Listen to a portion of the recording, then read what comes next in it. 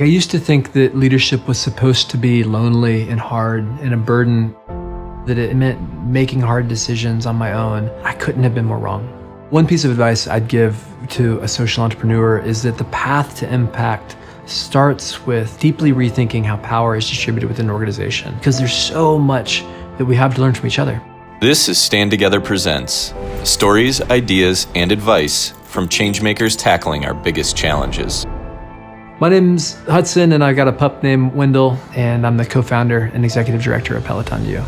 Peloton's role is providing a pathway for working adults who feel stuck at the moment to finish their degree. For me, and I think for a lot of social entrepreneurs, we come to this work with good intentions, but also we think if we just build something, it'll soothe a part of our own pain. And I'm learning how much of that was rooted in my own desire to be a savior or have some sort of self-importance. It was short-sighted. It was creating harm across the organization. And I've been incredibly fortunate to work alongside a team, a group of students who have the patience to push back and remind me good leadership is broadly participatory, deeply inclusive, and that the more that you share, the more you can reach better decisions together as a community.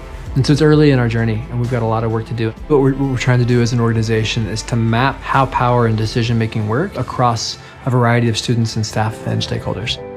And so some of the early things we've done is create working groups for all the important strategic decisions of the organization.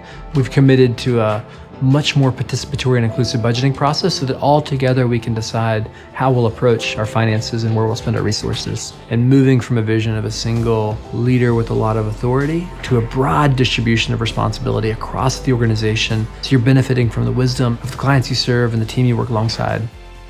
There's not just a measure of humility, but a measure of curiosity that's required of leaders in this moment to realize that they don't have the answer. And if we're running too fast, we'll miss where everyone can add their voice and their deep well of earned wisdom. And that's not as quick as one person making a fast decision on their own, but it's so much healthier. And it creates the kind of foundation that can have health long term.